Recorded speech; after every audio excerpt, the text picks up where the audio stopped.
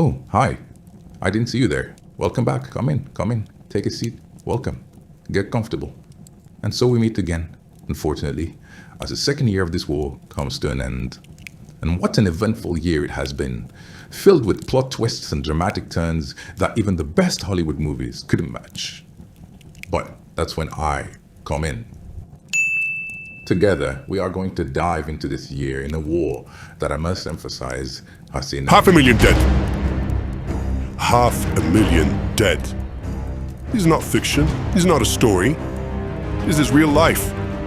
If you're here for the jokes, get the fuck back to TikTok. February 25th, 2023. Pentagon. American intelligence convened for a briefing session.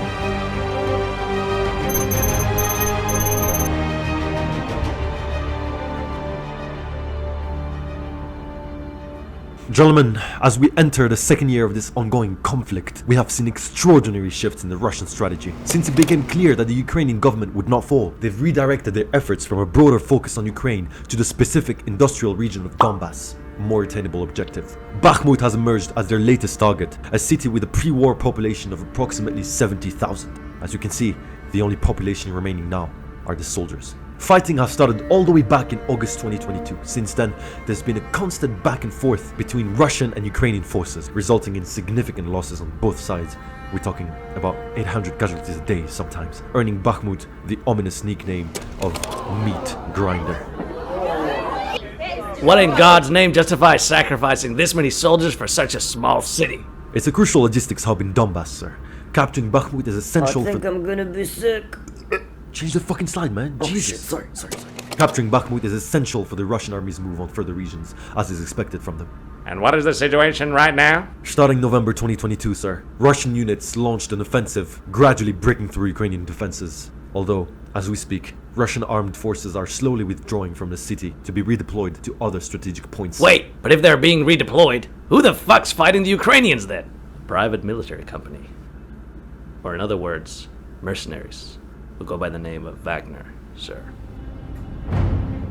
Wagner? Sir, they are not to be fucked with. These cold-blooded killing machines are beyond ruthless. Infamous for their brutality, they kill, they execute, they rape, they torture. No boundaries, no mercy. Even before the full-scale invasion from Ukraine started, they've been operating in several other countries. Mali, Mozambique, Sudan, Venezuela, Syria, Libya. There's even a statue in the city of Bangui dedicated to Wagner soldiers protecting the Central African people. They literally admitted interfering with the American democratic elections. Donald Trump, sir, that was probably them. Why does Great Russia resort to using mercenaries to expand his influence abroad? What is it, 1872? Sir, contrary to common belief, this practice dates back to the Middle Ages. Take the Italian condottieri, for example. A government with a fully functional military can have many reasons to enlist the services of mercenary groups. Such as? It's a useful tool for expanding influence in foreign countries, as you said, but while maintaining plausible deniability of any official involvement. Taking out a dictator in the Middle East? Wasn't us. Facing defeat? Ha! Sucks to be you, foreign private military organization that we know nothing about. 50,000 troops dead? More like 10,000. We don't know who the others are. Hold on. Mercenaries, by definition, are motivated by profit and typically maintain some degree of independence when choosing clients. Yet, Wagner is closely connected to the Kremlin. How do you explain that?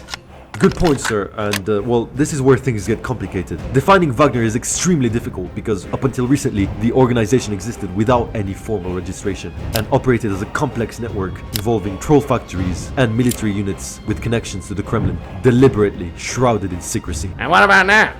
Now, it's officially registered as a legal organization with headquarters in St. Petersburg, a tax record, shareholding meetings, and, believe it or not, a CEO, sir. A CEO? Who the hell would that be?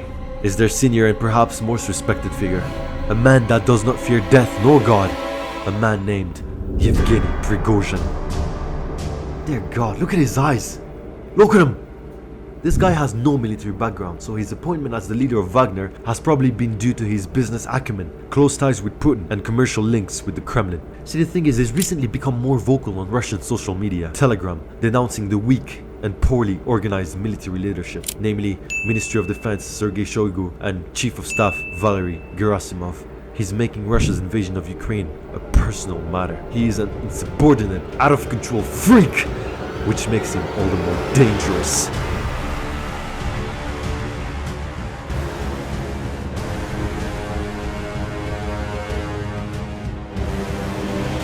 just came out of the bathroom, and I swear to God, if you go there and light a match, the whole place will blow up. My name is Evgeny Prigozhin, Zhenya for friends. Welcome to my Telegram channel. Social media is a very powerful tool, and I'm using it to document my journey. So if I end up becoming a historical figure down the line, you will know exactly how I did it. Allow me to introduce myself. In the 80s, I was convicted of a small crime, but that didn't stop me from getting back up and going back to being a regular, contributing member of society. I started with a wholesale sausage business in St. Petersburg, and I slowly started to expand with more and more restaurants. My secret? Easy.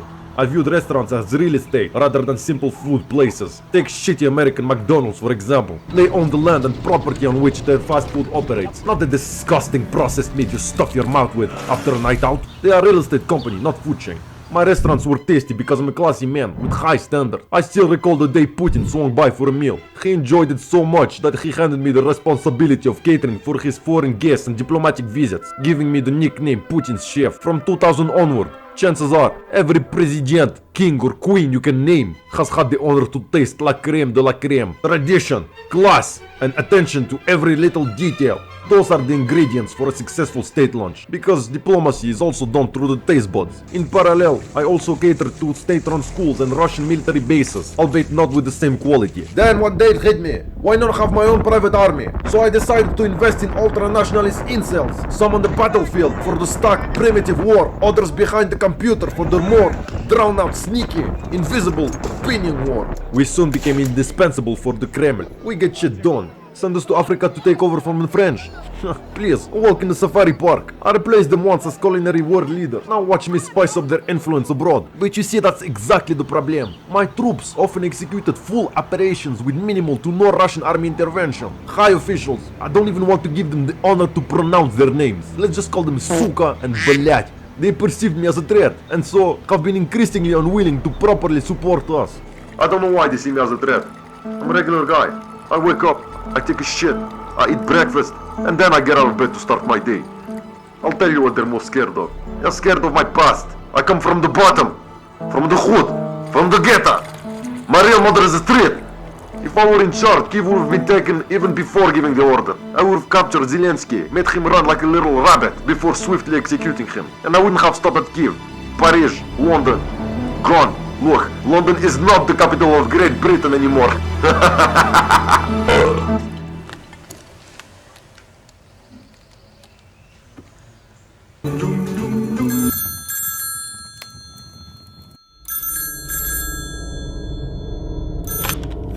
Number 10 press office.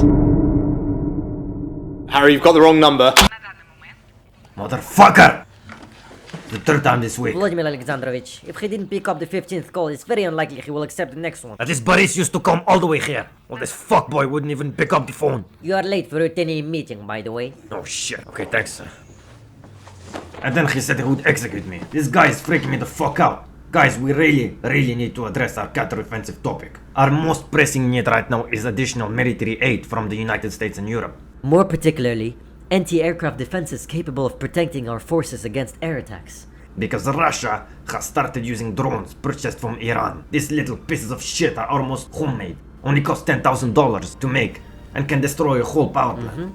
However, we've been upgrading our drone game as well, right? Yes, we have. But we were mainly using SpaceX Starlink telecommunication system. But the company has taken measures to prevent the use of Starlink services for military purposes, stating that it was initially meant for hospitals and the population who lost access to the internet. Elon Musk claimed that he doesn't want to participate in the escalation of a conflict that might lead to World War III, and even suggested a peace treaty, as if we give a shit what a businessman has to say. Now, our drones are much less effective, as they can easily get electronically jammed.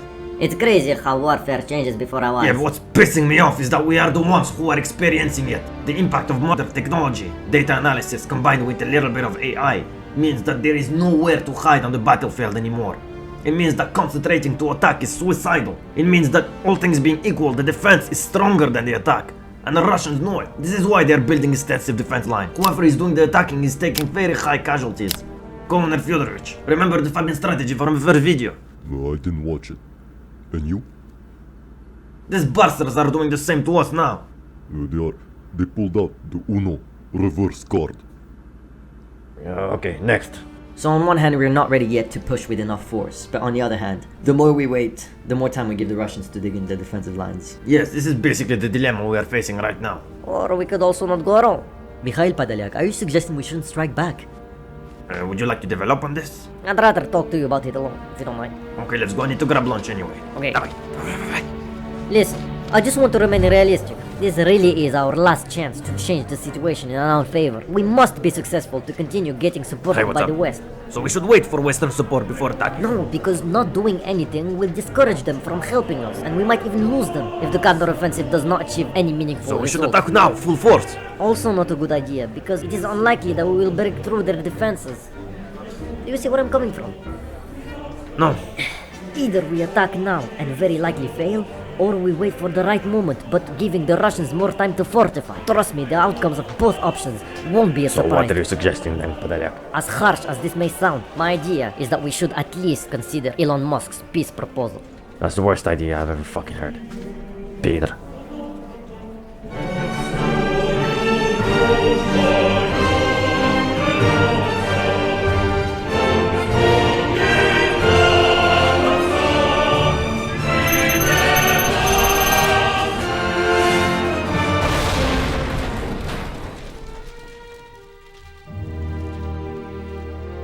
Ahmad battalion? Oh, that's Kadyrov's battalion. Another drone attack. Technology, am I right? What the fuck?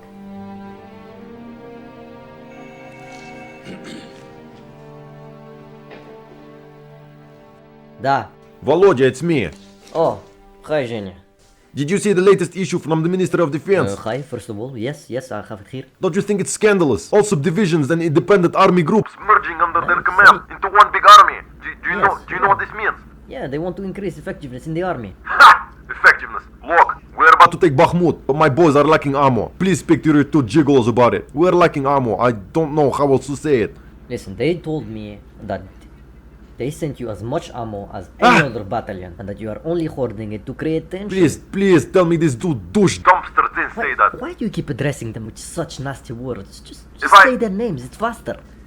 If I say their names, they're in danger. Their lack Of leadership caused 80% of the soldiers' death in this war, ble. And they have the audacity to say they want to increase effectiveness. Please, they're too busy jerking each other off to make any progress. Did you see the latest war report? Wait, give me a second. Yes, there it is. You can disregard. Use it as toilet paper. I don't care. It's bullshit. They are lying to you, Volodya. You're getting reports that don't match reality. What is reality, if not the mere perceptions we have on things? Volodya, I'm serious. You back on that green shit again. It's bullshit. Look at the map. Do you see the map? Do you see the red line? It's kilometers away from where it really is. Wait, you have a pen. Take the pen. I'm gonna show you where the red line should be. Go lower. Okay, lower. Go lower. Lower. Okay. Lower. Okay, lower. Lower. Yeah, okay. lower. Okay, I reached the desk. That's how bad it is. Fucking subhuman scum. They really I are assure worse than you my shit. that I will speak to them, and we will Wait, get this what about the sorted out ammunition? shortly. Tell Okay? me about the ammo. Where the fuck is the ammunition? Yet another day of doing politics. A round of applause for me, please. Thank you very much. It was that eerie time of night when death creeps into the world, and as the Tsar was single-handedly deciding the destiny of the vastest country on earth, it felt like he was in the only place in all of Russia untouched by darkness. While everything transforms around the fortress, life within appears to have frozen, only punctuated by the solemn bells of the Spasskaya Tower clock and the rounds of the presidential guards. Anyone stepping into the colossal relic envisioned by Ivan the Terrible at the heart of Moscow feels the grip of boundless power, capable of shaping destinies of men as effortlessly as holding a newborn's head. This power spreads through the city streets in concentric circles, wrapping Moscow in a constant feeling of threat that, oddly enough, suits it very well.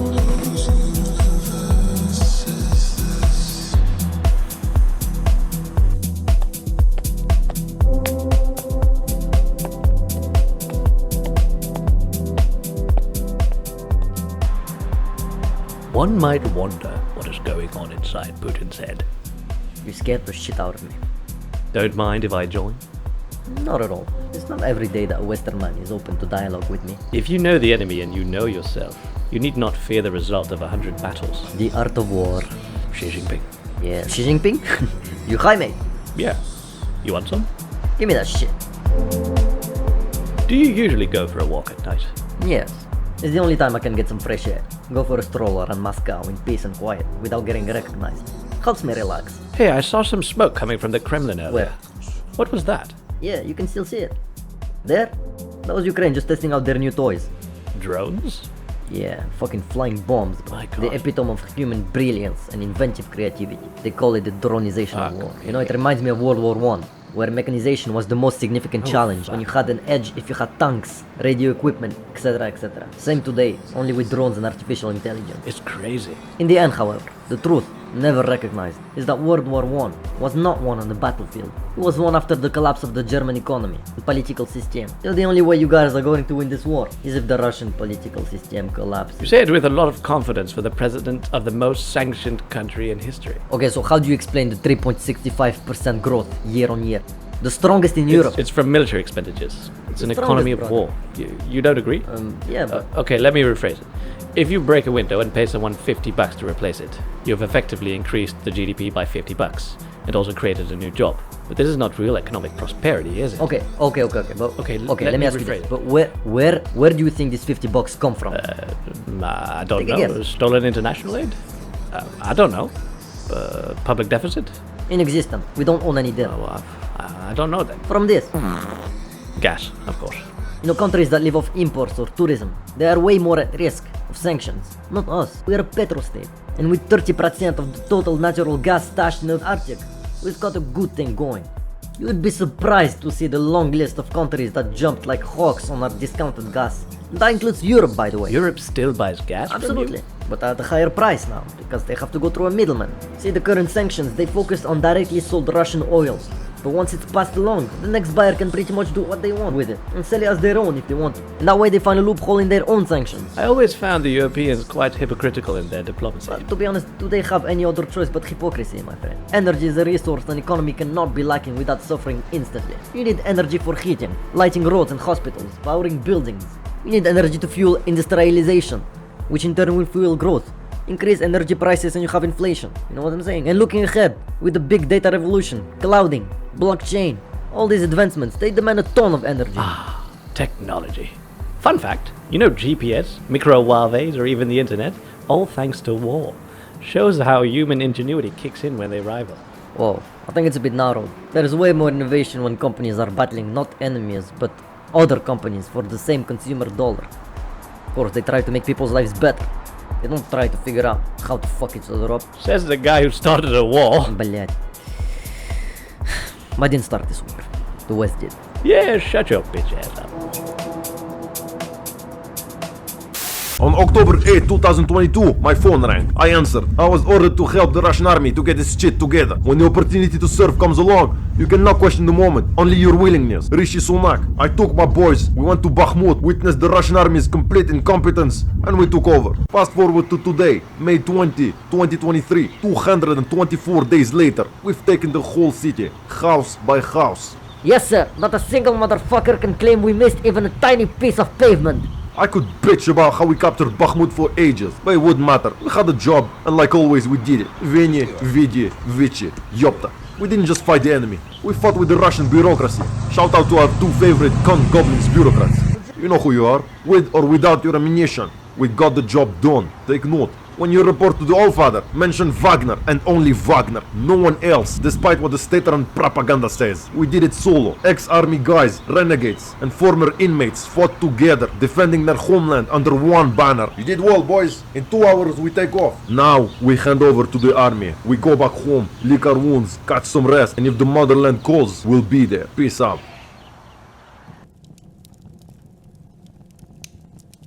Summer 2023.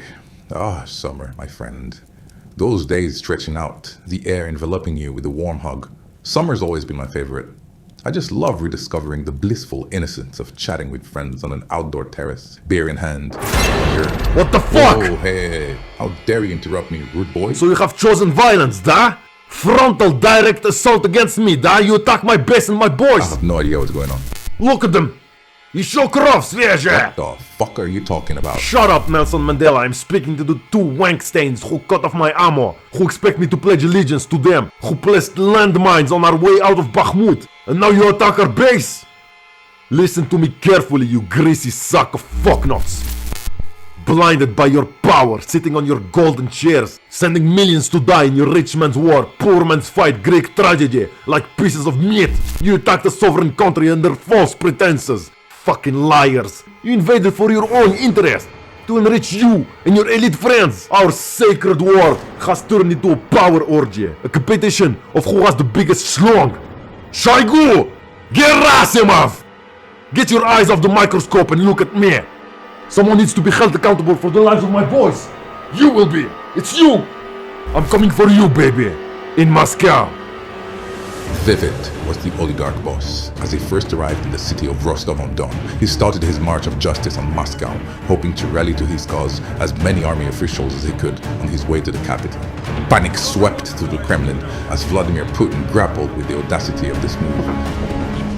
How could he do this, thought the Tsar. He missed a turning point for Russia. How could he make everything about himself? That's why this area of the woman body is called the waist, because there was definitely space for two more Ah, boobs. yes, what a shame. Yeah. Oh my god, it's happening! Oh, fuck me, Volodya! Hold on.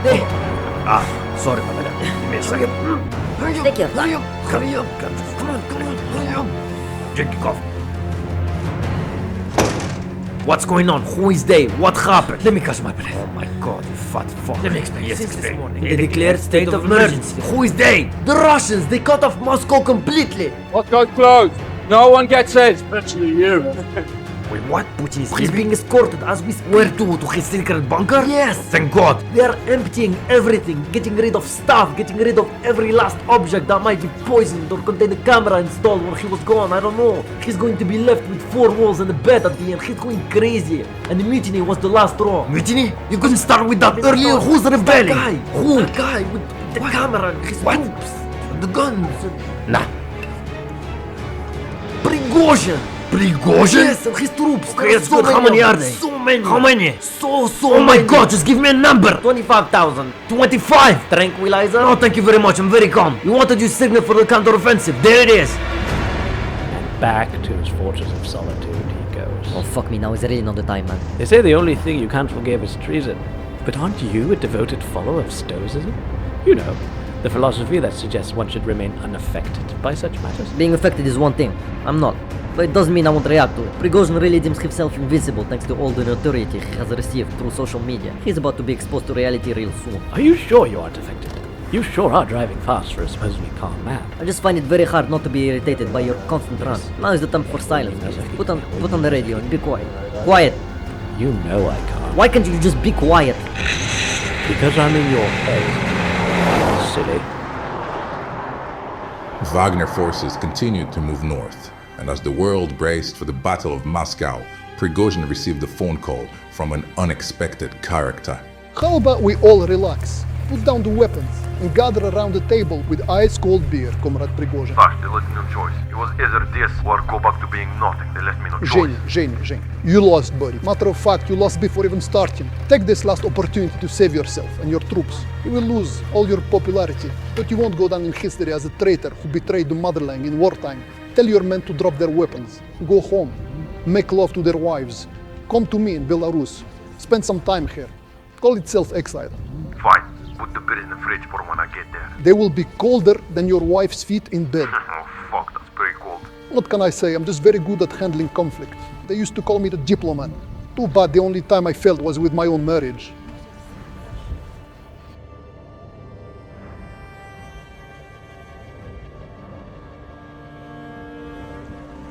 Home sweet home, am I right? Shut your bitch ass up.